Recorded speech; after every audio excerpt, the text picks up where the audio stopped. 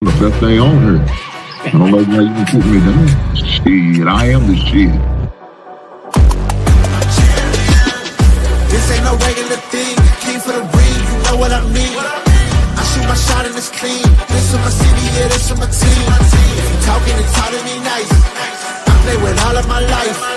You see my name in the lights, better get right, I'm a champion. The game is in trouble, I've been in my depth for the piece of the puzzle, I got it for real. Still keep me going, I wake up and hustle, you won't see me buckle, I've been in the field. Man of the town, you been in your fields, I'm adjusting this crown. Call me your majesty, either that or your tragedy, we shutting everything down.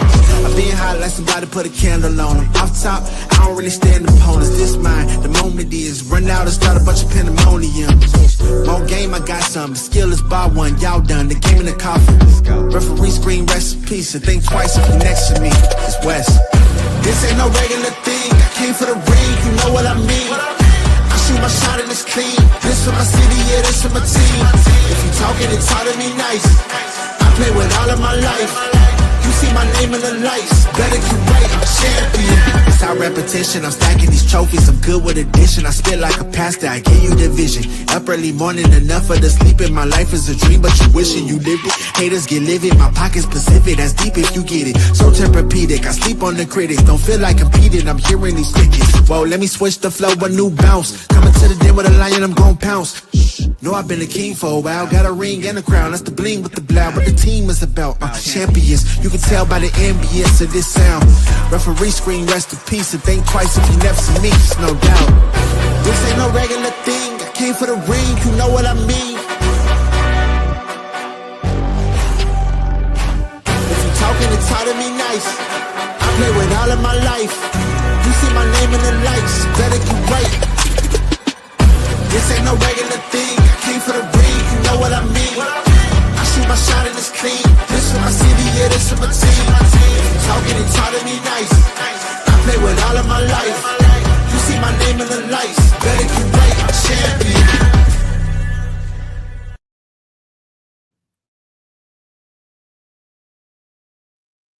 Guys, as y'all see the thumbnail, we got a great show tonight. Fantasy football special with my man Chris Allen. Guys, I'm definitely looking forward to doing this tonight. We didn't get to go to the last season for whatever reasons, things happen, schedule conflict, whatever reasons. It just didn't get to happen last year. But that's okay. It's a new season. And with come a new season, come new opportunity. So we got this great brother, man. I'm about to bring him up right now, man. Great brother. You can definitely make sure you follow him on Twitter. He's got a great thing going on over there, man. He's linked up with a bunch of great people, man. If you want to know anything about fantasy football, he's got that knowledge, man. He's got the experience. And I'm glad to introduce this brother, man, Chris Allen, man. Brother Chris, how you doing tonight? You good?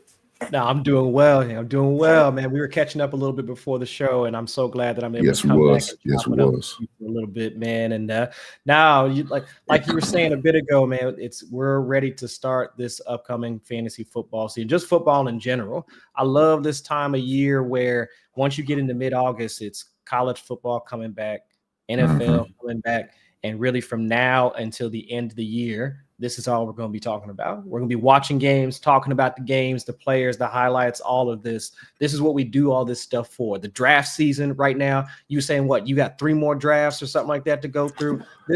August is one of my favorite times of the year, man. Chris, don't tell my business. Don't tell my business. My wife in the other room.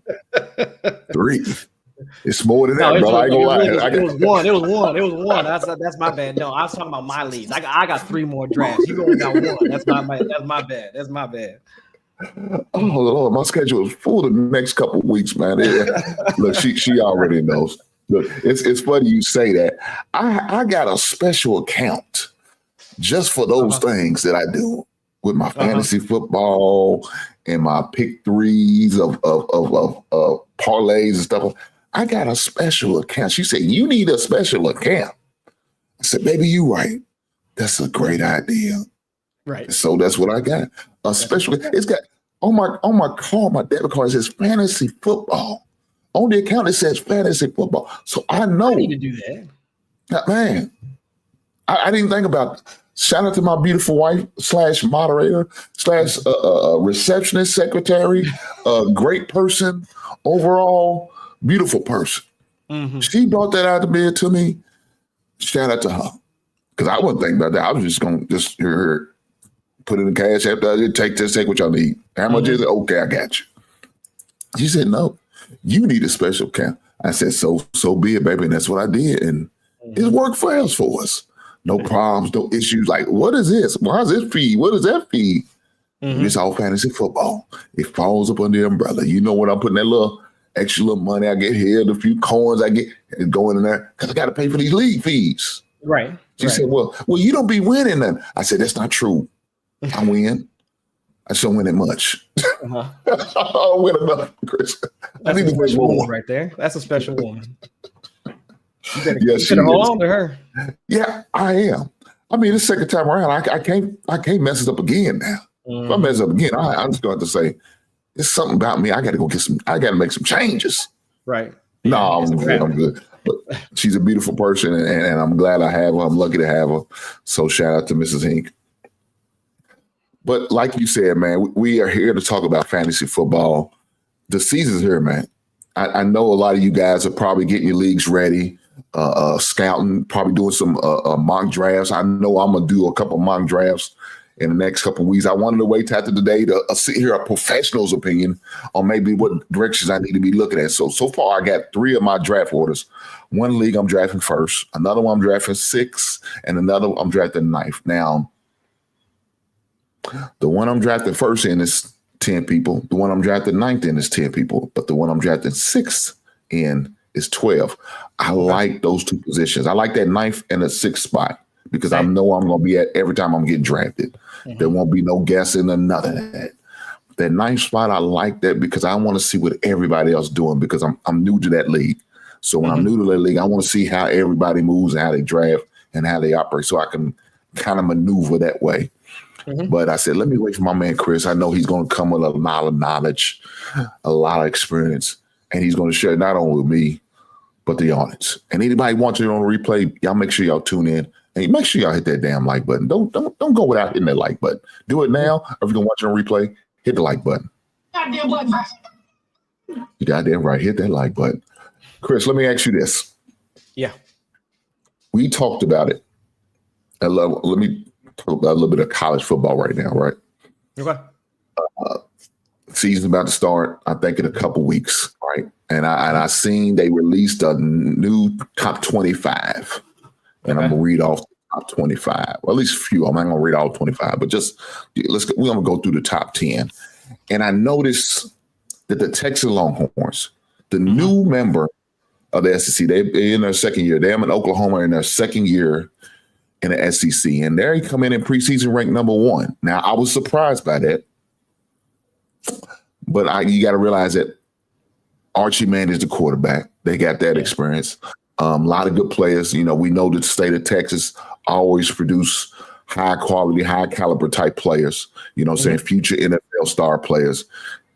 You know, I kind of understand it. But I would think that Ohio State, you know, the state that you reside in, the beautiful state of Ohio. Yeah. Why would he be coming in preseason number 1? Why is that? Well, if I had to think about it, it's some of the talent that they lost over just this past season. What they just lost was Will Howard, quarterback. He just got drafted just in this past incoming class, and also the running backs. Right, it was the 2 running backs. Was it Quinshawn Judkins or not? And also Travion. Both of them wound up getting drafted. So I can see from a talent perspective, they lose some of their stars, have to rework some of that talent, both on the offense and defensive side. And I believe there was at least a couple of offensive linemen that declared for the NFL, but I forget why they wound up getting drafted.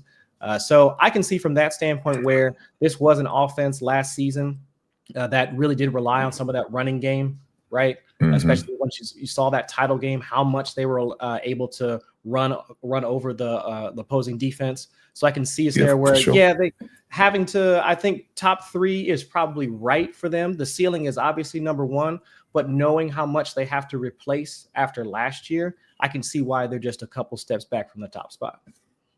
Yeah, not only that, and they also had with the 2 stellar stud running backs, you also got the quarterback that they got in the transfer portal. I think he's the one from Kansas State, Howard.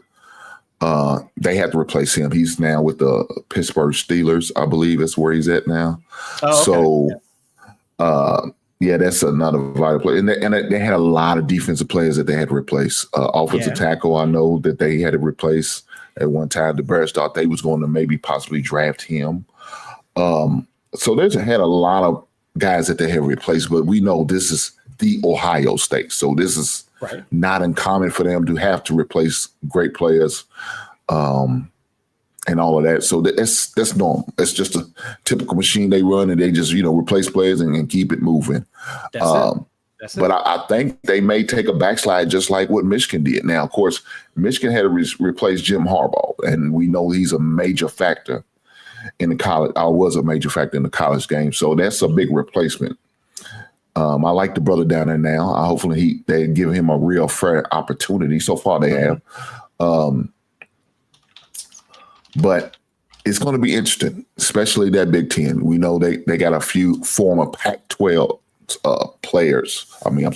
teams that's in the Big Ten. Like, you like your Oregon and stuff like that. So you got those teams like that that's going to definitely continue to put on the challenge. Let's go through the rest of this time. So they got Penn State at number 2. I was surprised by that. Clemson 4, Georgia at 5, Notre Dame at 6. Yeah. Oregon at 7, Alabama at 8, LSU at 9, and coming in at the 10th spot, the Miami Hurricanes. Okay. So, back in the days, I was a big fan of Miami, and I still kind of am. I can root for them from a distance. I loved it when I used to see Andre Johnson and Willis McGahee and Jonathan Filmer. Yeah. You watched the 30 for 30 and got the opportunity. I think they the only team on series that got they got 2 30 for 30. They got part 1 and part 2. That's crazy. Yeah, think about that. Yeah, now that you mentioned that, but they got it. They had it. So, like you said, it's the U. I remember Luke Skywalker. That's what his name was back in the day. That was Uncle Luke. Now, I'm showing my age, but that's okay. That's okay. And those days, they had a good time. Them boys had a good time. Yeah. So I'm wondering, is them days back for them? Now that they go legally pay the players, with the NIL money and all that good stuff. I noticed they're starting to get some few players in there. And it's going to be interesting, especially in that ACC, because I think Clemson is going to be the team to beat in the ACC.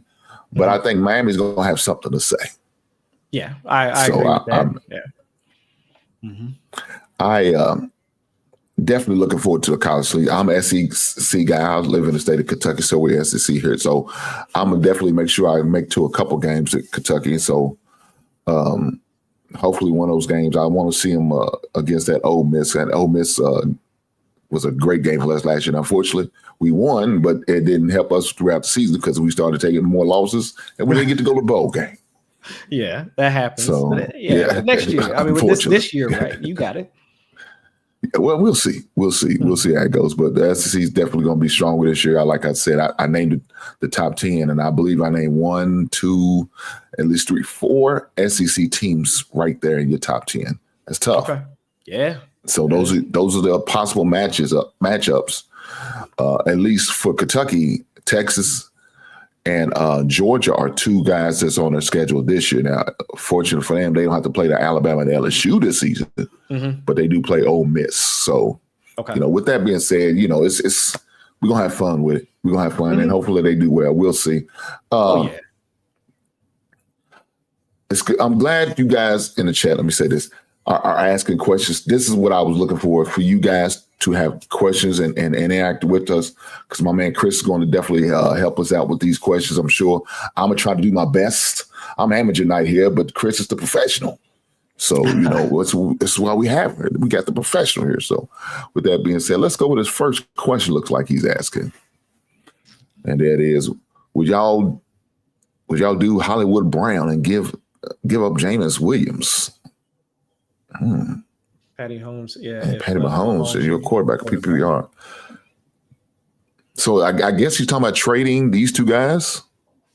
That's what I'm assuming, but give up Jameson Williams for Hollywood Brown. Oh, because you have got Patrick Holmes on your team. So if I'm understanding him right, no, I would still keep Jameson Williams. Over even if it is Patrick Mahomes. Now, don't get me wrong, I would want to have a guy like Hollywood Brown on my team, and if you can trade for him for relatively cheap, because looking at where he's at right now on the depth chart, let's assume Rashee Rice gets a 5-6 game suspension and he's out for the first 6 weeks. Travis Kelce's still on the team, and he's been one of the larger target earners. I think he still had over 100 targets just this past season, but he doesn't have the same on-field skills as he had back in his prime, right? He's lost a little bit of a step. I mean, man's 30 some odd years old, dating Taylor Swift, jet setting all around the world. He ain't got it like he used to. So I can see a scenario where for the first 6 weeks, assuming Hollywood Brown is he's healthy, because he's been dinged up the past couple of weeks in and out of camp. So let's assume he's ready to go week 1. He could wind up being Patrick Mahomes' number 1 target in that offense, or at least used in a way such that where he wins, it allows you to it benefits you from a fantasy football standpoint. Because last season with Hollywood Brown, now we didn't see him until the playoffs, he was used farther downfield. He was averaging, it was around 10, 11, 12 air yards per attempt from Patrick Mahomes. And those are the types of plays where if they wind up hitting, you're racking up points each time he catches the ball. And now this is the deep ball is something that Patrick Mahomes has been talking about getting back to for the past couple of seasons. If you look at how far Mahomes has been passing down the field, his passing average depth of target has dropped every single year. I think since the 2020 or 2021 season, it's gone from somewhere around 8-9 yards per attempt all the way down to about 5 or 6. And that's really been the loss of not having Tyreek Hill on the team anymore, and really just having a bunch of smaller, fast wide receivers. Remember, they tried to replace him with Kadarius Toney. They tried to replace him with Xavier Worthy. Now they brought in Hollywood Brown. They've tried to replace a lot of what Tyreek Hill did with these Tyreek Hill clones that just aren't the same as Hill, right? So if Hollywood Brown is healthy and we see Rashee Rice out for his suspension, still waiting to see what the announcement is on that, Travis Kelce not being as athletic as he used to be in his prime, I think having a guy like Hollywood Brown and Jameson Williams on your team will be the way to go. So I wouldn't do a trade straight up Hollywood Brown for Jameson Williams. I would not do that. But if you can take one of your bench players or something along those lines and still acquire a guy like Hollywood Brown for something fairly cheap, I would go that route, because I think both Jameson Williams and Hollywood Brown are at least set up this year to have good seasons relative to where they're currently being drafted at. So, Chris, my only concern is, well, there's a couple of concerns. Jameis Williams, I mean, he could be a good number 2 for Detroit. Excuse me. Sure. And I believe that. But his headspace, that concerns me right then and there. He in my opinion, he acts real mature and he moves immaturely. And it sounds like he has Jameis Williams. So I can kind of understand why he'd be willing to give him up. But the thing about my concern is about Hollywood, his injuries. Right. He stays hurt so much. When he was Baltimore, he was always hurt. He showed flashes of great potential, but he always got hurt. And then, like you said, we said Xavier Worthy, another target monster could be possibly. He kind of snapped a little bit. You know, he had his moments. Yeah. Like I said, Rashee Rice, don't know what's going to happen with that. I'm projecting 2 games, maybe 3 games to the most. I don't see 4 games. Yeah, I think if he does get 4 games, I think he'll appeal it, and more than likely they'll probably take it down to 2. But we'll just have to see. I like Rice, man. Yeah, I really do. He's good. And I think with Hollywood still being on the mend right now, I don't know how much opportunities he's going to get. Because by the time he does get back in and maybe get back in stride, I think Rice is going to be back in floor. And then I think Worthy's really going to step. Now, it depends on Worthy. I don't know. Do you know if Worthy still got that girlfriend that was giving him hell and high waters?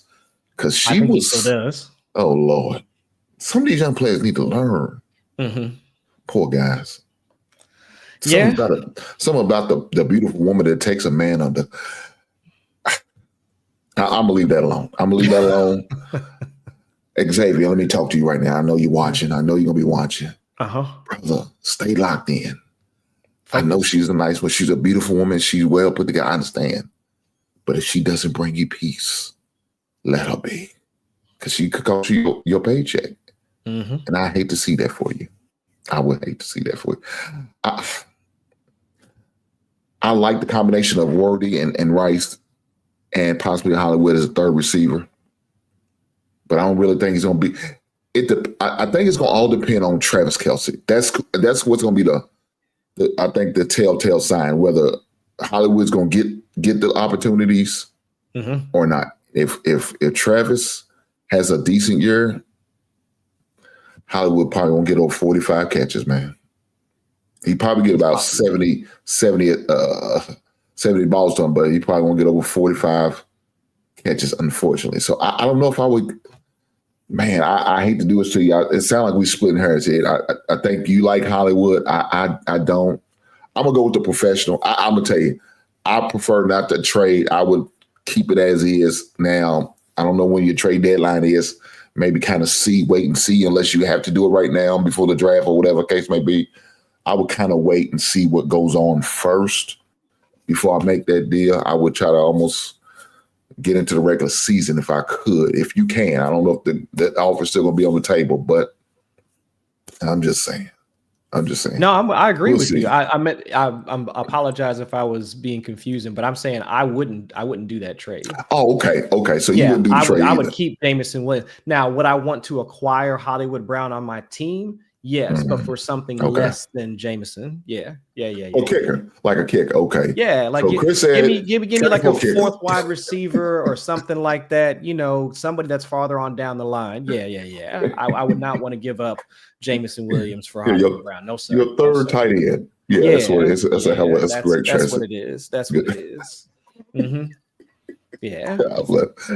Oh man, it's funny. Now, Chris, let me ask you this. I got the first pick. Okay. In my draft. I'm looking at. I can go and tell you because ain't nothing they can do to stop me. Okay. No, they can't stop me from getting because I'm first, right? I'm first. I got the first pick, so it doesn't matter. I'm looking at drafting a local guy in your state. Jamar Chase. That's who I'm looking to go with. Passes from this guy. Yes, he does. I just need that guy to stay. I need for him to stay healthy, though, Chris. That's my fear because I know when he's not in the game, Jamar Chase is going to take a hell of a nosedive. But as long as Burrow's in there, I know my man got a chance to have an MVP type season. Especially he had one last year.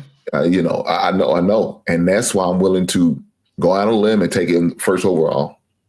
Am I too far deep in with this, Chris? Or I know you're gonna have. I know you got a bias because I see that shirt.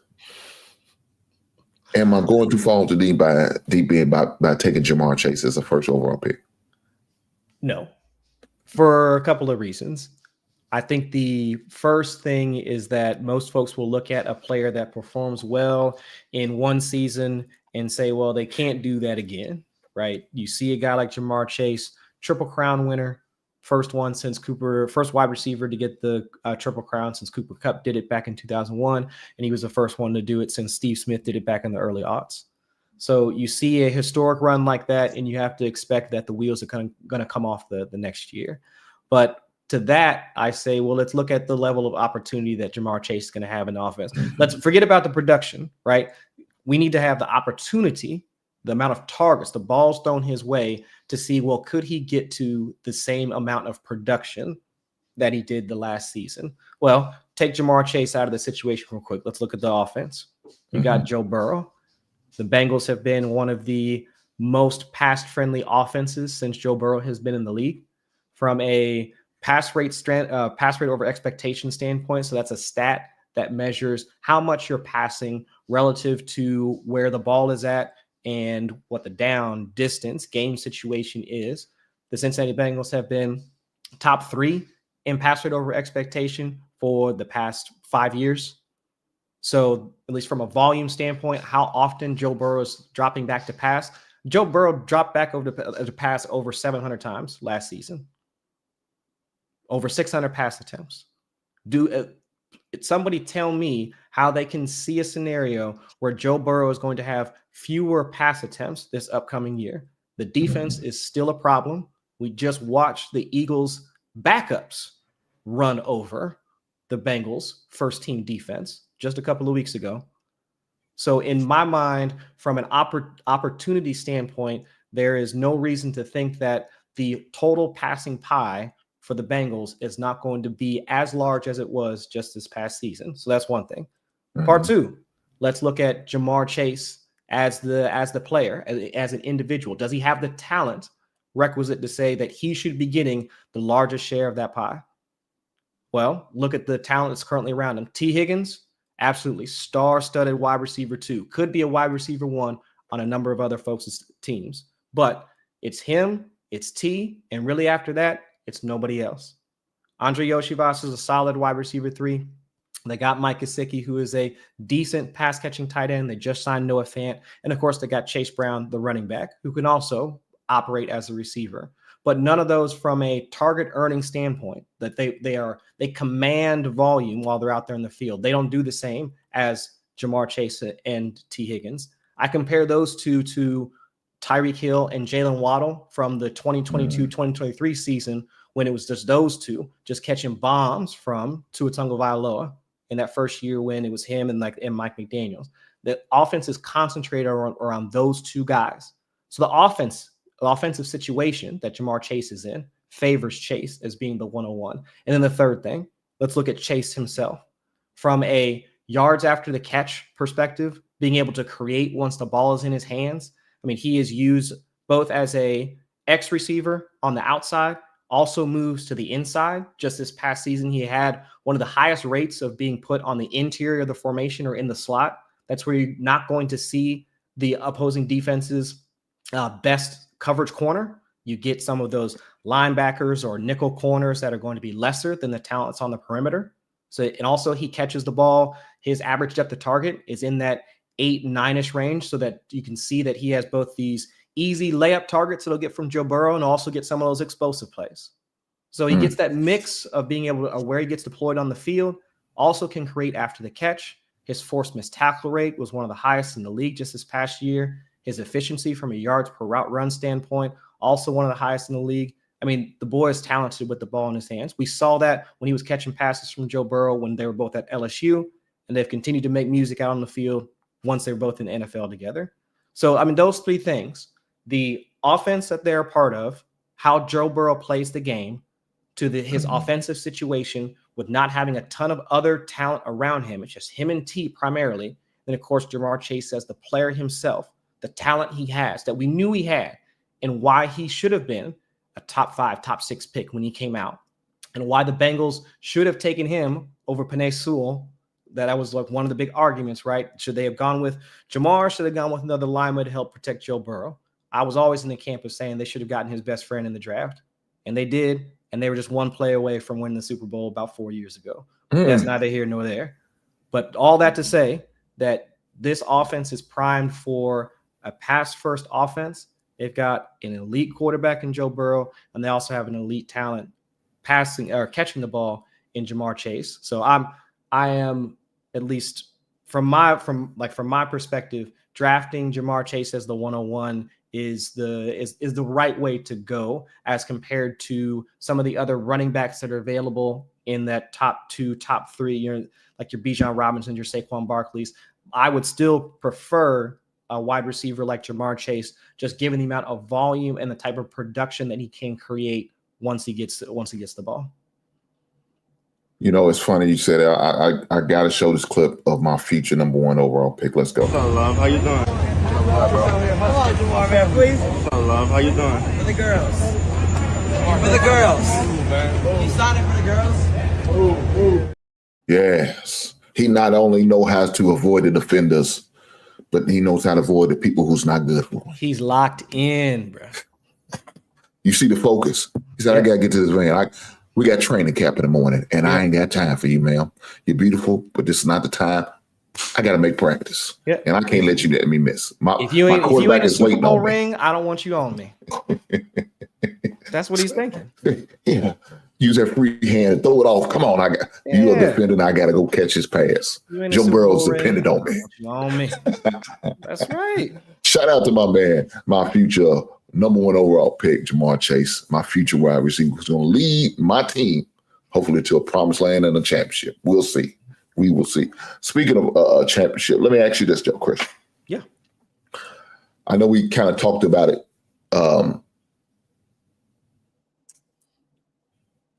Top 10 type players, top 10 quarterbacks.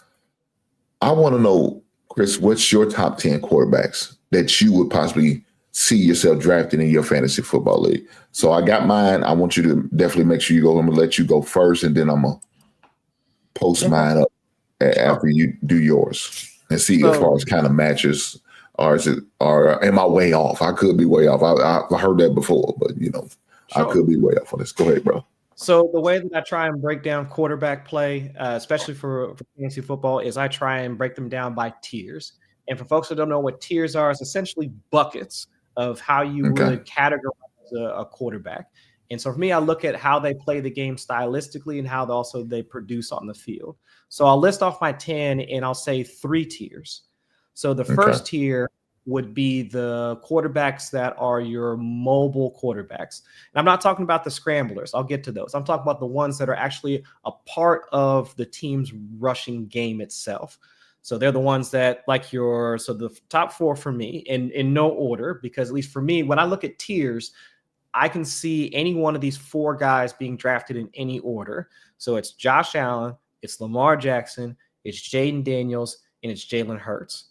All 4 of them, whether it's Jalen Hurts with the tush push, whether it's Lamar Jackson just running roughshod over the Bengals defense, unfortunately, him or Derrick Henry doing that. It's Jaden Daniels. We saw him do quite a bit of that as being both a passer and a rusher in his first season with Washington. And of course, Josh Allen, the reigning MVP. He was also a large part of Buffalo's rushing attack once they got inside the 5, inside the 10. So that's how I look at that first group of quarterbacks, because they're the cheat code for fantasy football. Rushing, as you know, you play fantasy football, you know that a rushing for rushing production in fantasy football, it is 1 point for 10 yards. 1 point for 10 yards, right? For passing production, it is 1 point for every 20 or 25 yards. So it's easier for you to create fantasy production as a runner than a passer. So if you wind up drafting a quarterback that can run, you now have a higher upside with your team because you have that type of quarterback on your roster, because that's just the way the scoring's set up. So I look at those 4 guys as my top tier. Doesn't matter to me which one you get. If you're a Philly dude or Philly person that's in fantasy and you like Jalen Hurts, go get you Jalen Hurts. I mean, the dude's kind of weird, but whatever. Get you Jalen Hurts. Like Lamar Jackson, that's my guy, even though I am a Joe Burrow fan. What? You don't think Jalen Hurts kind of weird? Come on, man. He literally. Why you call it man weird, man? What is weird about him? You seen how he act. You seen how he act. I mean, he kind of weird, man. He just his stoicism and just how he all the comments he make. I don't know, man. I'd be a little. I'm gonna let you get through this list, but you got to explain to me. You got to explain to me why. We'll chop it up about that in just a minute. All right. So mobile quarterbacks. So that's part 1. Part 2, it's your high-end pocket passers. So it's the ones that are going to be passing a lot, but we know that passing volume can fluctuate, and also passing efficiency can fluctuate on a year-to-year basis. So that's where you'll find Joe Burrow for me in that second tier. So it's Joe Burrow, it's Patrick Mahomes, Baker Mayfield, and then I'll also throw in Bo Nix as well into that next 4, because all of those guys are going to be your typical pocket passers. You might get some scrambling out of Patrick Mahomes here and there. Bo Nix, obviously, he was a huge scrambler just this past season, his rookie year with Sean Payton running the offense there in Denver. And of course, Baker Mayfield showing up with both Mike Evans and Chris Godwin before Godwin got hurt, but also running a good offense. So that's my next 4. So it's those high volume passing high volume pocket passers. So those 4. And then the next 2 after that, at least for me personally, are going to be the guys that have a little bit of rushing upside, can be a part of decent offenses, depending on how you split it. At least so the one after that, Kyler Murray down in Arizona. We've seen him be a rusher along with being a passer as well, but I'm not as excited about the Cardinals passing game. And then the one after that, this might be a little controversial. I think Brock Purdy should at least be considered in the top 10. Now, I know there's some concerns about what that offense is going to look like because of Brandon Ayuk's injury, but George Kittle has always been one of those tight ends that we target in the early rounds. And we've seen enough from guys like Ricky Pearsall and, of course, Juwan Jennings that showed up last year as a wide receiver, possibly like potentially wide receiver 2, also put in some solid production for him. So, I mean, it could be Brock Purdy. I know Dak Prescott is also floating around there in the top 10, top 12. But at least for me, it's those guys right there. So I'll list them again. So Josh Allen, Lamar Jackson, Jaden Daniels, and Jalen Hurts. Those are the first 4 right there. Those are your rushing quarterbacks.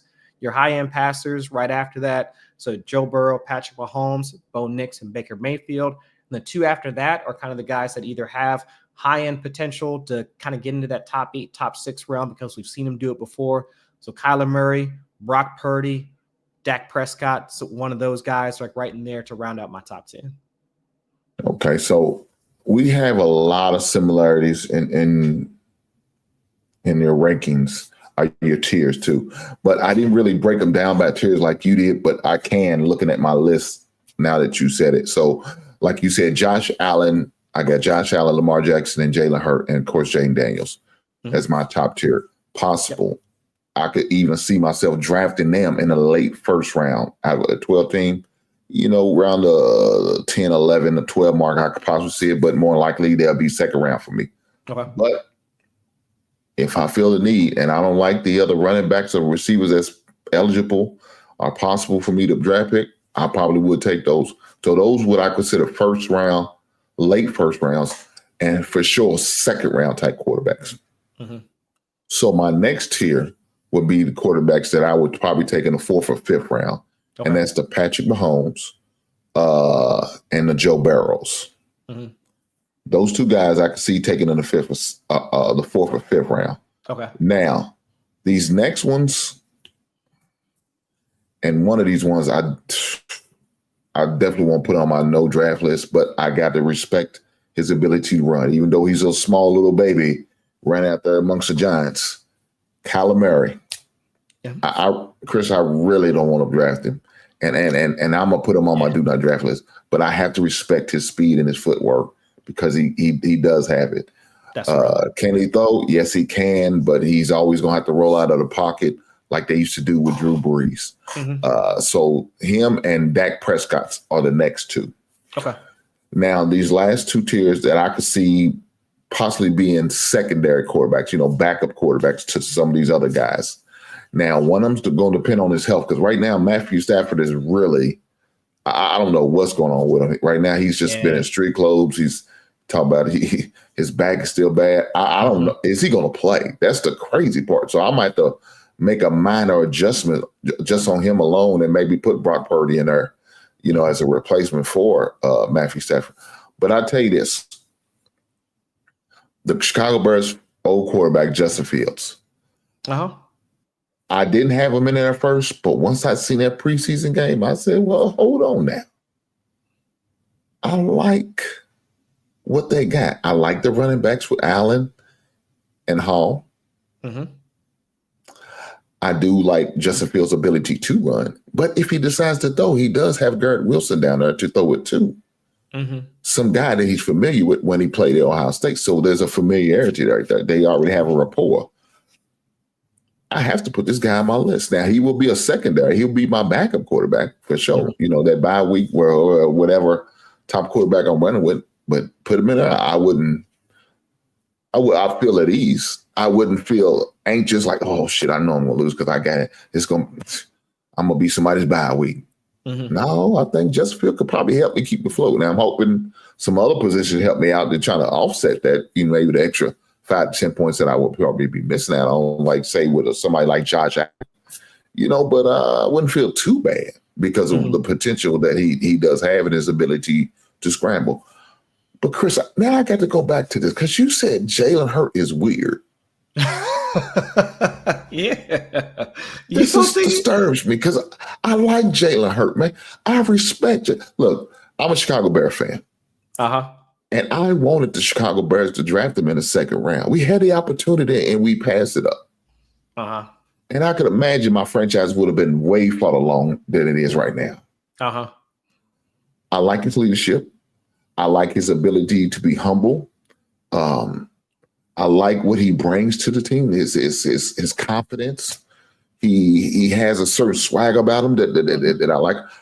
What I do like is he's one of them brothers, man. He said, I got me a sister. And I love her to death and I'm married. And matter of fact, I not only got me a sister, I got other sisters working my program, working my agent. My agent is a sister. Yes. So shout out to that brother, man, because it's not common. True. It's not common. You know, some of the brothers, we love the snow bunnies. There ain't nothing wrong with that. I ain't gonna hold the brothers against it. Shout out to you guys. Hey, Dr. Umar gonna come after you though. Well, yeah, you might be right. Dr. He might be knocking my door right now. Yeah, that's for the snow bunnies, man. Dr. Umar. I forgot that Dr. Umar saying that. Yeah, man.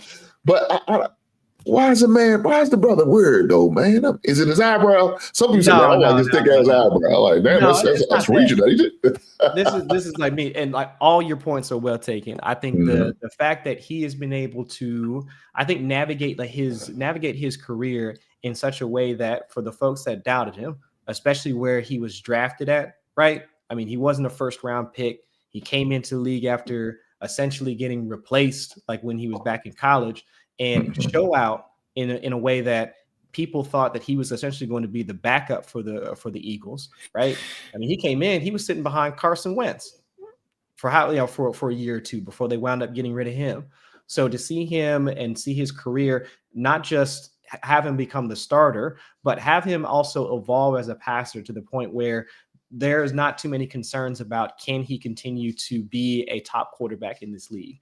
And for him to get to this point, I'm completely with you. I think the leadership that he shows, and also the fact that he can keep a lot of that stuff, I think, in check to the point, not the point where he's crashing out like on social media or anything like that, with the amount of criticism for his game relative to the other passers. I think he has conducted himself in a way that I think is something that most folks should aspire to, right? You can put in a lot of high pressure situations, and a lot of many other folks would probably start leaking some stuff to their friends, their coworkers or whatever, saying stuff about whomever, something along those lines. But at least the weird comment is, at least for me personally, I win a Super Bowl, I'm going crazy. That is the pinnacle of your career. Like this is what you have. You've watched so many other quarterbacks. You've watched so many other highlights. You've been in the league for so long, and you've done everything in your power to get to this point. I mean, these guys have probably dreamed about winning a Super Bowl since they were kids, and for him to just be calm, straight-laced, and just, we haven't won anything. It's over. That season's over. It's Chris, come on. It's like, man, just be happy. Just be happy in the moment. It's all right for you to be happy in the moment. You have achieved everything that you set out to do. Can't nobody take nothing from you. There's no argument for how bad you might have been. There's no knock against you. You are the world champion. You are the Super Bowl champion. And he was the Super Bowl MVP. Most important person on that field in the most important game of the entire season. Man ain't got no tears, no nothing. Is just he is locked in.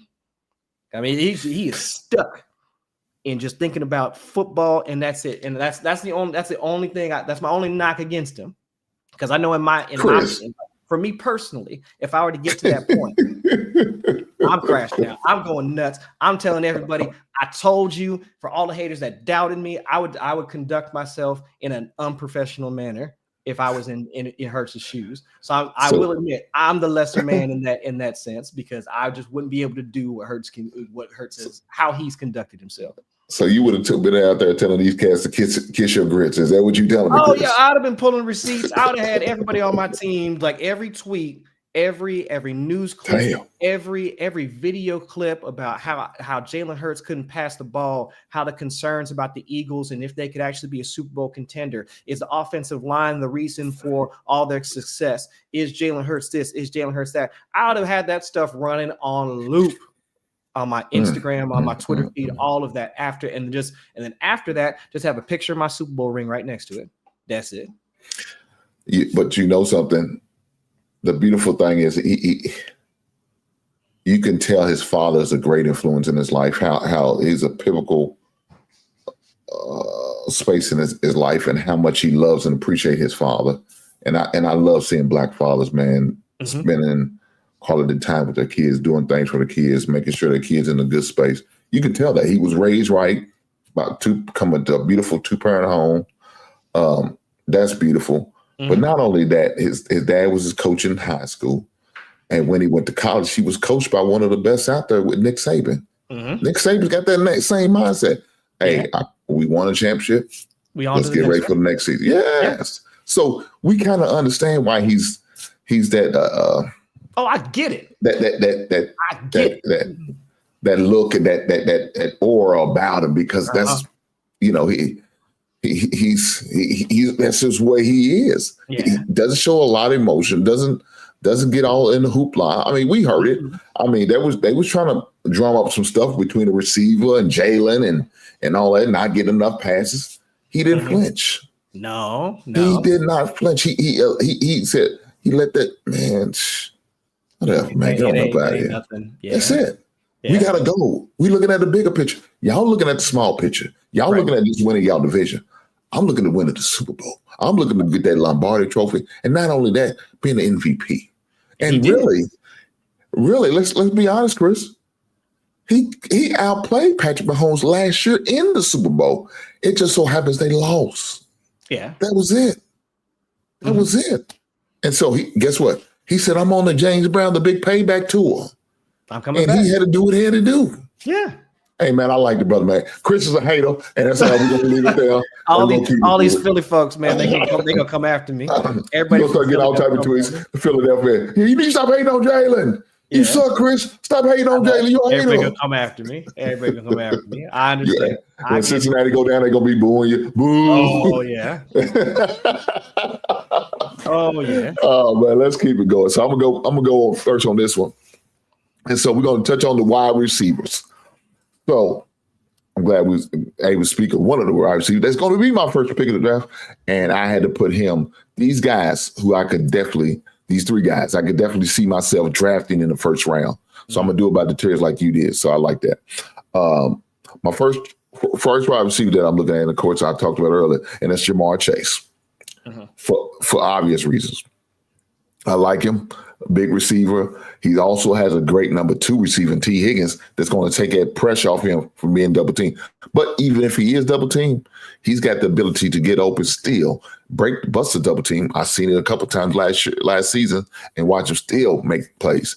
I remember early in his rookie year how he was talking about, he got the drops. He's got the drops. I'm like, okay, he's going to work it out. They're going to work it out. They got to build the chemistry back up. It'll be fine. And it kind of started off a little slow his rookie year. He was dropping some balls he should have cut. But I noticed as the year kept going and kept progressing, the more and better he got. And now, to me, he's the number 1 receiver. I like Justin Jefferson. I think if he had a more seasoned and a more mature quarterback, maybe he could definitely compete with him for that number 1 spot. But since he doesn't, I think it's Jamar Chase. He's the king of the hill. And I don't see nobody really knocking him off. No time soon anyway. But that being said, the other wide receiver is Justin Jefferson as a possible first round, as well as CeeDee Lamb. Those 3 guys are guys who I would definitely, somewhere in that first round, what I'm picking out of a 10 team or 12 team or even a 14 team. Now, that's my max grid.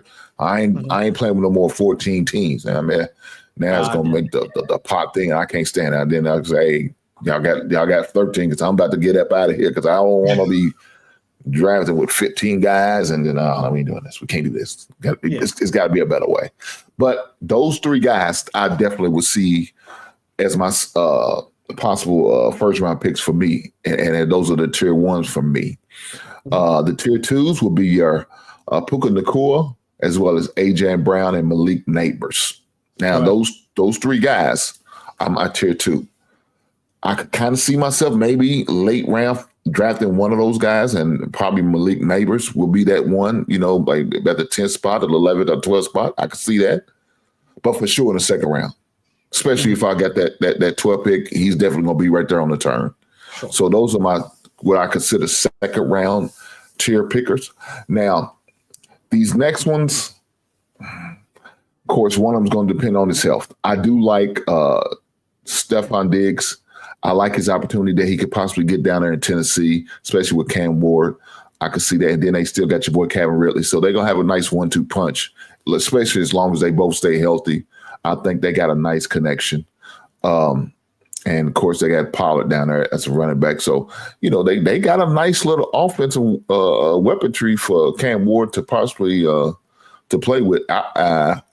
Speaking of quarterbacks, I could possibly throw him in that last part of that top 10. I know we talked about it in the last segment, but as a possible offensive rookie of the year candidate, I'll go with Cam Ward. Okay. But and my third one, I'm sorry, I said Drake London, Stephon Diggs, and T. Higgins. Now, those guys will probably be more like between the 4th round and the 6th rounds. Mm-hmm. Where I could see myself drafting. I don't think Drake London would probably fall the 4th round. I got to be real lucky and drafted against a bunch of idiots for them to allow me to get him in the 4th through 6th round. I don't see that. I could see him probably going in the 3rd round for most times, maybe 4th, but I don't think where I'll be picking at, I don't think I end up having a chance. But if it was to happen, I definitely would take him and T. Higgins. So. Yeah. What's your thoughts on your receivers and your tier? See, I think a lot of overlap again, like for the wide receivers, and I think the first 3, I think you already hit it. Jamar Chase, CeeDee Lamb, Justin Jefferson. These are for me. This is the target hog tier, and that have either they have the 26, 27, 28, and on and up target share. They're also getting plenty of air yards, and they're also being used. Once their team gets into the red zone. I think the only concern for Justin Jefferson is let's see what the offense looks like with J.J. McCarthy making his debut as the starting quarterback after coming back from his knee injury sustained last year. But otherwise, I can see a scenario where it's those 3 guys. No concern about CeeDee Lamb. He's got Dak Prescott back, and we already talked about Jamar Chase. After that, I would say like my next tier after that are going to be the wide receivers that are going to get volume. They are efficient with the volume, but we have question marks about their offensive situation. So Malik Neighbors, you already touched on him. I mean, brother had 30% of the team's targets last year. And that was from a mix of Daniel Jones and who was it? Tommy DeVito and a couple other dudes. And now this year, he's got Russell Wilson, Jackson Dart, and Jameis Winston, I believe are the quarterbacks right now for the New York Giants. So great player, bad situation. We talked about Puka Nacua, great player, potentially bad situation with Matt Stafford and his back. Nico Collins, great player, potentially bad situation, not because of CJ Stroud as his quarterback, but Houston's offensive line. That was an issue for them last season. They didn't do a ton over the offseason and through free agency or the draft to really address the offensive line. So if CJ Stroud is also going to be one of those quarterbacks that's going to be taking a bunch of hits. I think he took the 3rd most hits amongst all quarterbacks just this past year. That could be a problem for a guy like Nico Collins. Brian Thomas Jr. for the Jacksonville Jaguars. He showed out with Mac Jones, but now they switched for Mac Jones. Trevor Lawrence is the quarterback again for this season because he was injured. And then finally, Amon-Ra St. Brown for the Detroit Lions. Excellent wide receiver, but we don't know how Jared Goff is going to operate now with losing one of his starting offensive linemen due to retirement, and also his play caller, Ben Johnson, leaving the Lions and going to the Chicago Bears. So it's like it's those guys that it's just I can see that tier being one that I want to target because I know I'm going to get consistent volume from a week-to-week standpoint. But because of their situation, whether it being their play caller, whether it be an offensive line, whether it be questions about the quarterback, that's why those guys are just a little bit of a cut below. And then you mentioned A.J. Brown and Drake London, also solid receivers that I would want to target. My only concern with A.J. Brown could be 1 week you're getting 120 yards and 2 touchdowns because Jalen Hurts is throwing the ball. Could be next week it's Saquon Barkley running for 2 touchdowns or Jalen Hurts running for 2 touchdowns, right? I mean, remember last year, what was it? Saw A.J. Brown sitting there on the sidelines reading a book in the second half because of the way that the Eagles operate. So that's my only concern with A.J. Brown. Great wide receiver, but their offense is so good he might not be needed in the back end of the third, early fourth quarter. So that's how I try and break those guys up. Just looking at the players or the wide receiver, their inherent talent, but then also trying to look at their situation and rank both of those accordingly. So that's why at least A.J. Brown for me is just a little bit of a cut below those guys because he might not be the focal point of his offense on a week in, week out basis. So that's my top 10 right there. Chase, Lamb, Jefferson, that's tier 1. Neighbors, Puka, Collins, Thomas, and St. Brown. Those are the next 5 good offenses, but some questions here and there. Then A.J. Brown and Drake London to round out my top 10. For sure. So let me say this. Make sure you guys hit that like button. Do me a favor and hit that like button. If you have it, please don't make me send the sheriff to your door. I don't need to be doing that. Y'all just need to hit the like button. It don't cost you a dime. Just take a moment and hit that like button. You're damn right. Push the goddamn button. You heard what Carter said. You heard Ming say, push the goddamn button. Push the goddamn button. Dang nabbit, I need that button being pushed. Let me say this. Make sure you also subscribe to Chris. I put his Twitter handle in there or his X handle, whichever one y'all prefer to call it. It's both the same. I put his handle in. Make sure y'all hit that subscribe button for the brother. Get him up, man. He needs all the followers he can get, man. So y'all make sure y'all follow the brother, man. He's going to come with a lot of great information. Definitely check him out on a regular basis, man. I definitely make sure I follow, and I hope y'all do the same. Let me ask you this. Mm-hmm. As far as those receivers, I do like A.J. Brown as a possible third receiver. Now, he would be, man, that'd be a great third receiver.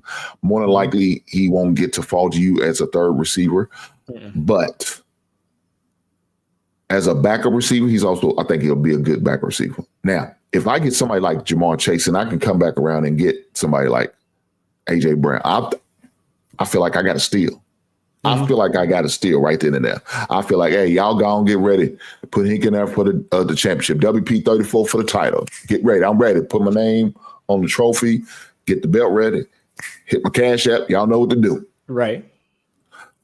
But like you said, are there going to be times where he can have just 2 catches, 25 yards? Yeah, it's possible. Why? Because my man Saquon Barkley's doing his thing. You know what I'm saying? He's carrying that rock. It ain't nothing that he can do about it. He just running up down the field. Now Saquon down here getting a 210-yard carry, 3 touchdowns, and maybe one of them was a pass, and the other was 2 rushing touchdowns. It's possible. That's the way it falls sometimes. You just got to know what you're dealing with. Another thing is, guys, make sure y'all know your league rules. Make sure you know your league rules. So I know Chris was talking about one of the things was you get 1 point every 25 yards. In one of my leagues that I'm in, we get 1 point every 15 yards as far as the passing. Okay. And some of them don't give you the full 6 for a passing touchdown. You only get 4. Now, I don't like that. I hate that. Yeah, I don't like it either. But that's what some of the rules are. So make sure you guys find out the rules of your league and draft accordingly, because that's how most people do. You have to draft according to your rules. You know, now if y'all play in a super flex, some people say, "Hey, I'm not real big on doing the 2 quarterbacks." Well, guess what? Your biggest point getters are the quarterbacks, guys. So y'all better make sure y'all draft accordingly with that. Just know your rules, guys. That's the most important thing. Know your rules. If you guys who have gambling problems, I'm sure there's a 1-800 number somewhere. I don't know it. I ain't gonna lie. I don't know it. Yeah. But if you have a problem with gambling, please get some help. We don't want you to see her losing your house, losing your cars, losing your opportunity, losing your family over this silly game of fantasy football. It's not worth it. At the end of the day, it's not worth it. So if you do feel like you have a problem or you know somebody in your league has a problem, please encourage them to get some help. We're going to always say that. I'm always pushing. Encourage them to get some help. It's not worth it at the end of the day. But somebody said, just here to spy on your football knowledge. You can see if you can parlay any of it in somewhat victories. Yes, I can. And I'm going to do it. I have a segment and a video clip, and I'm called DraftKings. Now, DraftKings is not a sponsor, not yet anyway. But when they decide to give me that opportunity, I'll be here waiting on them. Mm-hmm. I'm just saying, DraftKings, y'all know you hear me. I know you're watching from the background. Give your boy opportunity so I can make a little extra money, and I can encourage people to go to DraftKings and bet. But then say no at the same time. That sounds crazy. But it is what it is. But as far as that being said, let's keep going. We're going to go with the running backs next. Now, Chris, we all know the running backs position is scarce. There's not really a lot of bell cow running backs out here like it used to be back in the days. Mm-hmm. Back in the days, you used to have you got 30-something teams. 28 of them had bell cow running backs. 2025, you got about 3. Right. That's just what it is. Now it's a committee. We all share the ball. Everybody, you get a ball. They get a ball. You know, that Oprah Winfrey thing. Everybody gets a ball. Everybody gets a trophy. It is what it is. Let me ask you this, Chris. What is your tier in your running backs?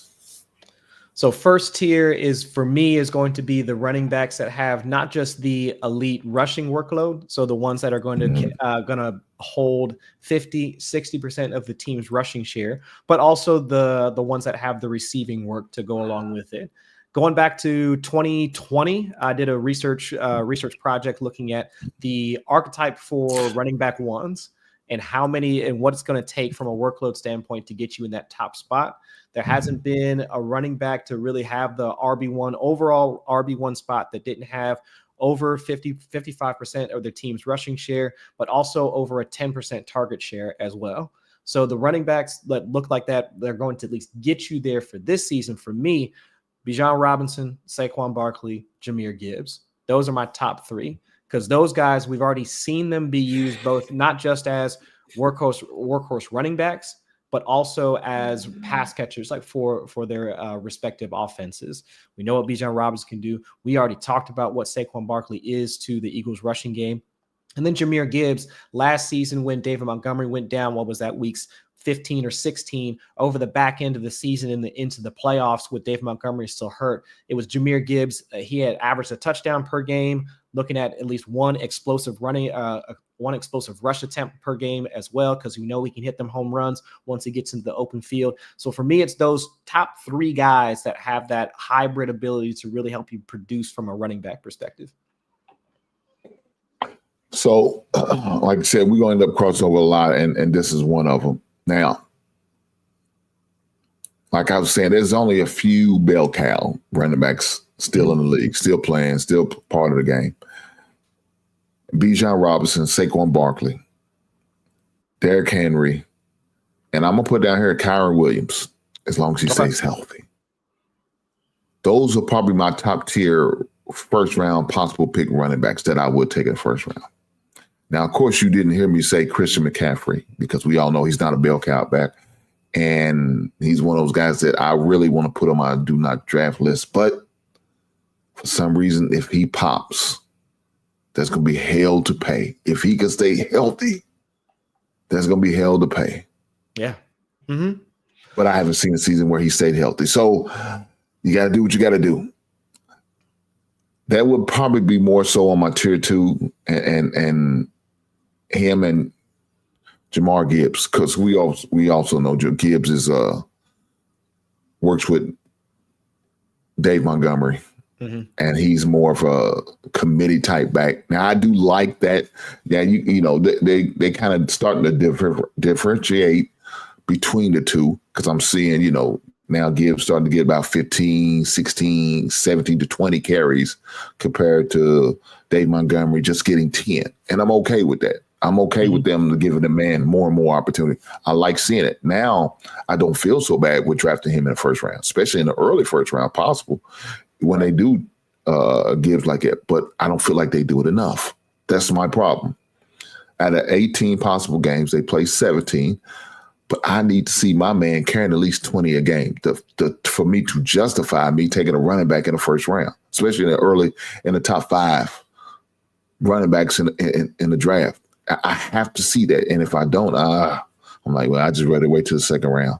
Or I might just take the old approach I used to hear about back in the days, no running back draft. Now, when they say that, we know that's not what they mean. Yeah, they just wait till the 4th or 5th round before they decide to take a running back. Yeah, zero RB. That's what it's called. Thanks, Chris. That would be my tier 2 guys, but a lot of people may have forgotten. Nick Chubb is no longer with Cleveland, so there's going to be opportunities with Cleveland running backs. Austin Eckler is now with the Washington Commanders. I got to get that right to make sure I'm politically correct. The Washington Commanders now. So those 2 guys would definitely be on my do not draft list. So y'all please keep that in mind. For those who do not know, they are no longer with their prospective team as they was a couple seasons ago, especially for Austin Eckler. Is this to be his second year with the Commanders, and this is Nick Chubb's first year with the Texans. I like Tony Pollard, but I only like Tony Pollard when he's healthy and when he could able to run, and he could definitely be an individual who could snap and possibly be a sleeper in a lot of y'all drafts. A lot of people ain't looking for Tony Pollard. A lot of people forgot where he went to. Maybe we forgot that he's no longer with Dallas anymore. He's a possible. Now, Josh Jacobs, unfortunately, he didn't score a lot of touchdowns last year, and it kind of hurt him, kind of set him back. And I think it really humbled him and brought him down in the running back rankings. And he definitely for sure. Yeah, I expect you to run the ball. I mean, because you did it when you was in Alabama, you did it while you was with the Raiders. So I need for you to do it with Green Bay. Even though I'm one of those FBG guys, and if you don't know what that means, I don't want to tell you because we trying to keep it clean, trying to keep it PG over here. But y'all know what I mean, FBG. And they love the running back.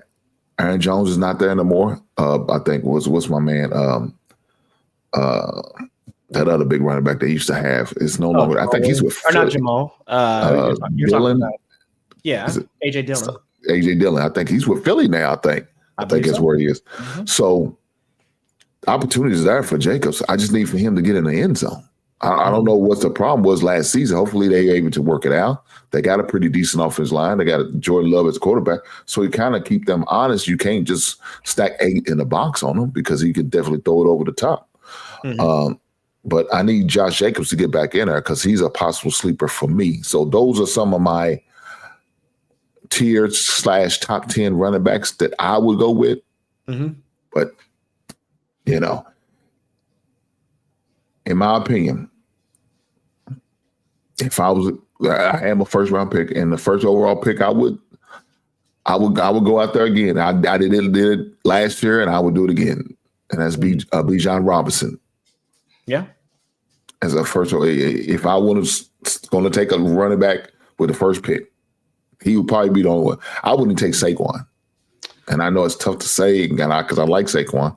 I just wouldn't take him first overall pick because I know he played damn near every game last year. A lot of mileage. I know, but I know his injury history now. Maybe because he was with the Giants and they didn't have a line like Philadelphia does. Yeah. Maybe that's it. I don't know. Maybe that's why he was allowed to play all games this season and able to sit one out just because he wanted to get some rest and not because he was hurt. So, it's one of those things. I think it's going to be a slight down year, and I say down year for Saquon Barkley standards, but for everybody else standards, it will be a Hall of Fame type year, a Pro Bowl type year. But I think for Saquon Barkley, it's going to be a down year for him. So Bijan will be the first overall pick for me if I was to take him there. Okay. So, yeah. Is there a running back that if you had that first pick, is there a running back that you would take, Chris? It's probably be Gibbs for me. Okay. Because if I want to compare those first 3 guys, so if it's Bijan Robinson, Saquon Barkley, and Jahmyr Gibbs, and we already talked about the negatives for drafting a guy like Saquon Barkley, right? Yeah. I think he had close to 500 touches just this past year between the regular season and also the playoffs. Not to say he's getting old, but he has racked up a little bit of mileage on them tires, like since he's been in the league. So I could see a scenario where he takes a step back. And to your point, he could have the same amount of volume, but is he going to be able to have the same high-end efficiency that he showed last season, right?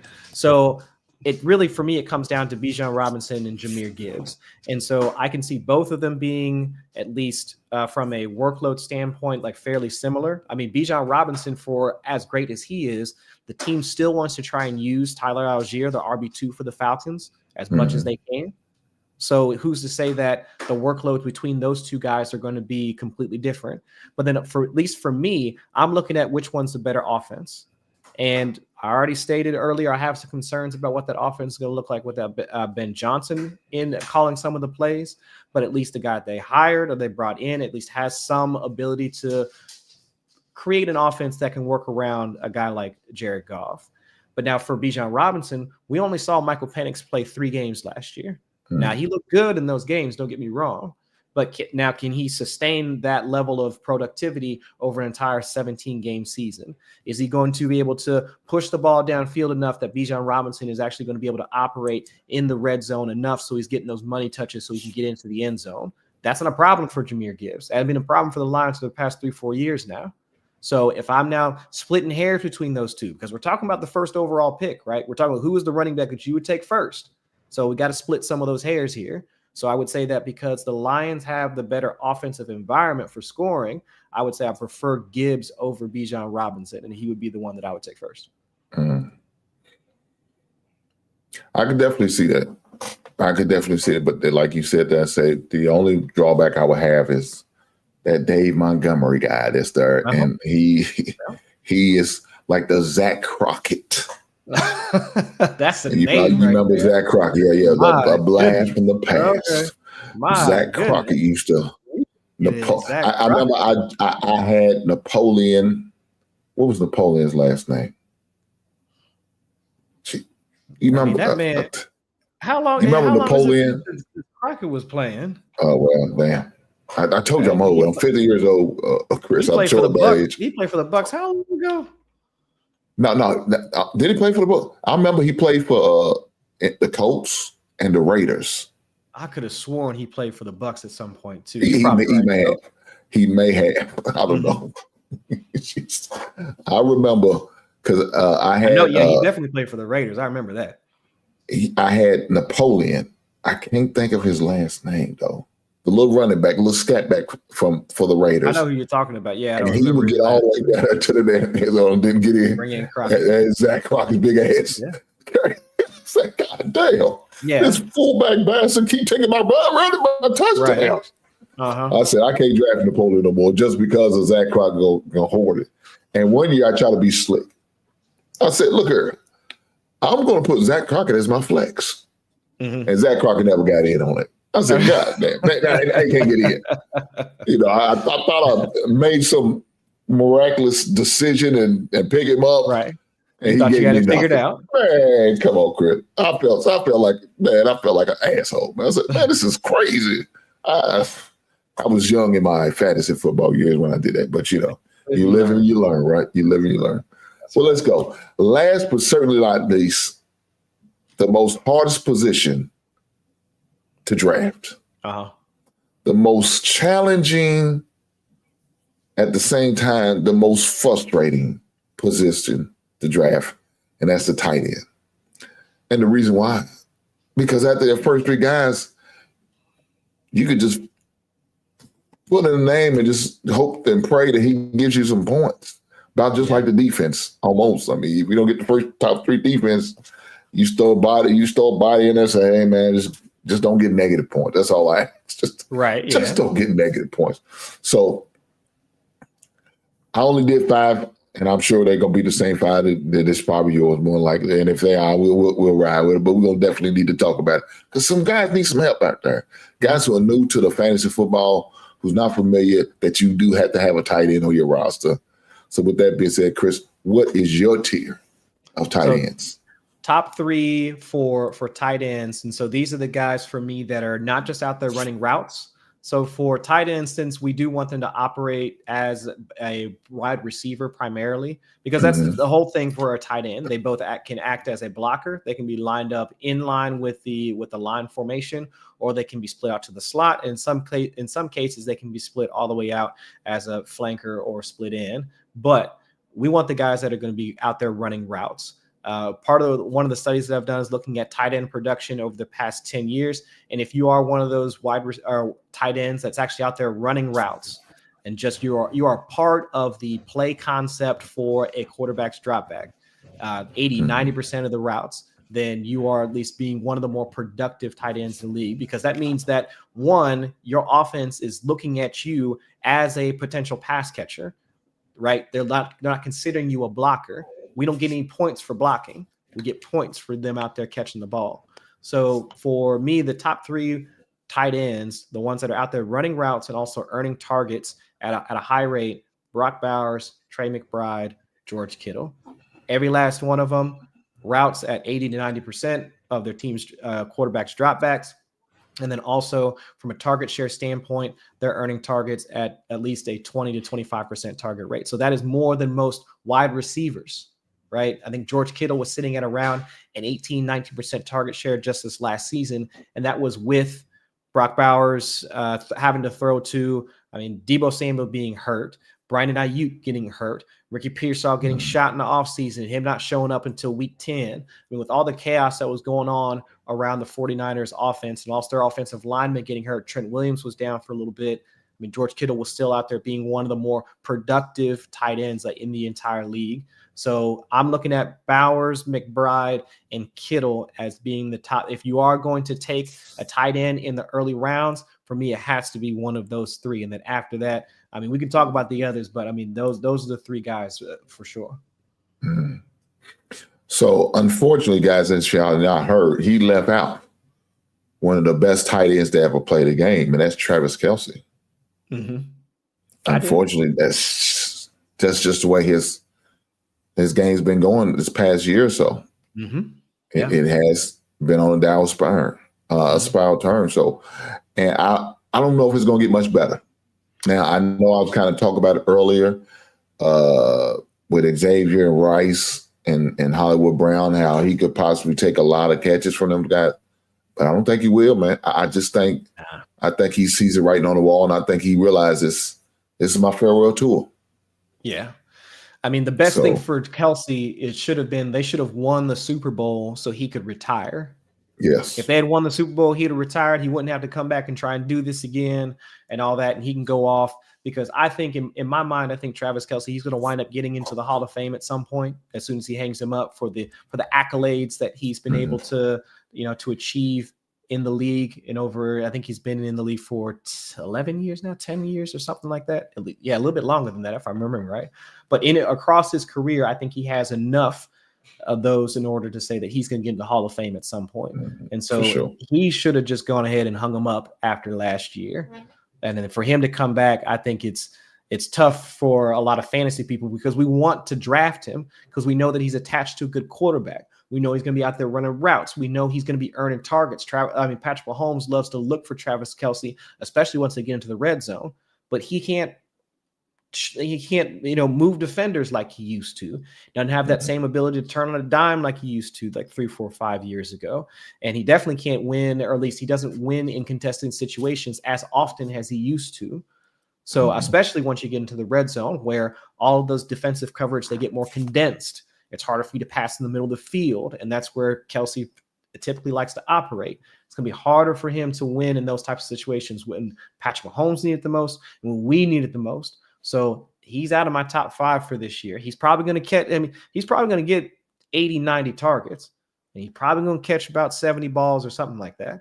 But from a fantasy utility standpoint, how many of those are going to wind up being touchdowns? How many of those are going to be useful for us on a week in, week out basis? I think he's just a cut below some of those other guys in my mind. Yeah, and the thing about it, it depends on your league. Now, I've seen some leagues, and this is crazy to me, that's touchdown only. I could not imagine playing just a touchdown only league, but those leagues are out there. I can't stand them. I can't do it. I don't like them, but they're out there. So, like I said, guys, know your rules. Hopefully, let me say this. I think in a PPR league, and especially those who give bonus points to tight ends, I've seen them where they get a full point or a point and a half for tight ends. I think Travis Kelce could be successful in that. Like you said, I think he will get about 80-something targets, probably catch about 60 to 70. Mm-hmm. That's a lot of catches for a tight end, and especially, the way that the tight end position is now is slim to none. So that would definitely, and you're going to be able to get Travis Kelce in the late rounds. You don't have to worry about fighting for him in the first 3 to 4 rounds like you used to back in the days, about 4 years ago. That's what you had to do. If you didn't get him by the second or third round, you wouldn't get Travis Kelce. Yeah, it was a wrap. Now, I'm seeing Travis go as low as between 5 all the way down to 7th to 8th round pick. So could you imagine getting your nice nucleus of starters with your, maybe your 3 receivers, your 2 running backs, and your quarterback, and then say, hey, well, Kelce don't look too bad in the 8th round. Maybe I'll take a shot at him, especially if you're in a PPR. To me, that would probably be a perfect match. But if you start to get nervous, like seeing a run on tight ends, and all of a sudden you say, oh, shit, I only left Kelce. Yeah, wait till later on. Wait till later on. Don't go making hasty decisions just because there's a run. If it is, just wait. More than likely, Kelce going to be there. Or if anything, just find another body because that's all you're going to see. Yeah, there's a lot of other what you might have done. Yeah, for sure. Yeah. As far as my list, it's pretty much the same like what Chris just shared. I have Bowers and Trey McBride as a first tier type tight ends. But I also have a name that, this a lot of people don't really talk about, and that's Dallas Goedert. Okay. I know Dallas is hit and miss, but in that Super Bowl, Dallas was a factor. He was out there getting targets, making catches, making big plays. And I think only he could just build from there. Now, I will probably put him in the same position as Travis Kelce. I wouldn't be looking for him in the first 5 to 6 rounds. But when I get down to that 7, 8, I may give Dallas Goedert definitely a strong look. Yeah. I do like George Kittle in the 4th round. And the reason why, because Jennings is dealing with his contract issue. For some reason, he feel like he deserves a big contract. I don't know why he thinks that. But in his mind, who are we to tell him what he should be thinking, right? Right. In his mind, he thinks he's a number 1 receiver. So, okay, think what you want to. But reality going to kick in, and they going to let you know you're not that valuable guy.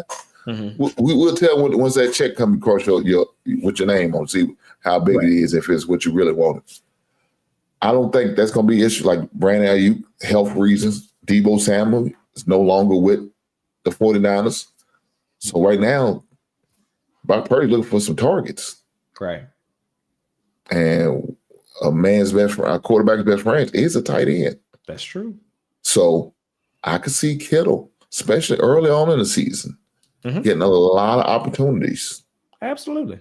So I know you kind of looked at me when I said 4th round. What was that look about, Chris? No, I was thinking, like, is that typically where I've seen him go? And yeah, I could see him going in the 4th round. It depends on your league for sure, because I've seen in a lot of industry leagues, people are getting a lot more aggressive on tight ends. So it's been Brock Bowers in the late 1st, early 2nd. So if it's a 12-team league, you're probably talking Brock Bowers in the first 10 picks, if not right at the 1-2 turn. Trey McBride typically goes shortly thereafter, so in the middle of the 2nd. And then I've seen middle of the 2nd, end of the 2nd. And then George Kittle, anywhere from the middle of the 3rd into the middle of the 4th, like somewhere in there. So you could get him I think you could get him in the 4th round. Just depends on your league. Yeah, for sure. Man, fantasy football's here, guys. It's here. Football season here. College, whatever your thing is. NFL, if that's your thing, it's here, guys. And I want to say a special thanks to you, Chris, man, shout out to you for coming up and breaking bread with us this year, man, and having fun, sharing your knowledge, your experience. Guys, make sure y'all follow my man on Twitter. I'm going to definitely make sure I drop his link again. Definitely follow him on the Twitter and make sure y'all look him up, man, and check him out, man, because he's got a lot of great information, not only just what he shared here, but on his Twitter account. So y'all make sure y'all tap in. Is there any closing remarks that you want to, maybe some final thoughts that you have for us, Chris? I mean, first and foremost, man, I appreciate you bringing me on. I mean, anytime I get a chance to come in and chop it up with you for a little bit down in the basement, man, you know what it is. I really appreciate you and everything that you do. I would say, and of course, yeah, much love to Mrs. Hink for moderating and everything. So no, I appreciate y'all both for having me on. I would say if you want to come check out some more of my work, I'm over at Matthew Berry's Fantasy Life, writer, do some shows over there. So video content, written content, you see me over there.